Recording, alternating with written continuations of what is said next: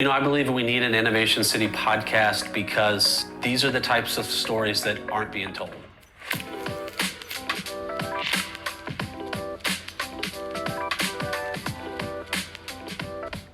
I'm Tyler Kelley, co-founder and chief strategist at Slam Agency, and I help brands realize and reach their highest potential. So one of my first nights in Miami, I met Leigh-Ann. I knew all about Venture Cafe Global, and I wanted to meet the people behind Venture Cafe Miami. And so I met Leigh-Ann, we sat in the conference room, and we had an idea to do a podcast called Innovation City and to feature the innovators, disruptors, and creators, people that are actually on the ground doing the work of developing a startup ecosystem.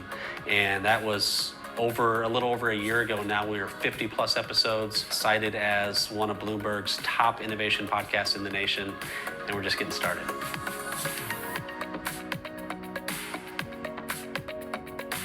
One of the personally impactful stories for me was at Emerge. At that time when we were filming on the Emerge floor, we hadn't released any episodes yet we were getting all of the top guests. And the Emerge Americas Conference, this is an amazing event. We're happy to be here, super grateful. One of my favorite interviews was with University of Miami President Dr. Julio Frank, and the reason why that was so impactful for me is because just his resume, his life experience. At that moment, when that interview ended, I knew that I could interview anybody. It was a big moment for us. We're actually in Miami today doing a podcast in Miami with University of Miami. Also, big thanks to Venture Cafe Miami as well for making this podcast happen. So I believe in relationships, and there's not a whole lot of places in town, in cities like Miami, where you can go and build real relationships. If you've been in the business world, you know that there's networking events, but those networking events are so shallow.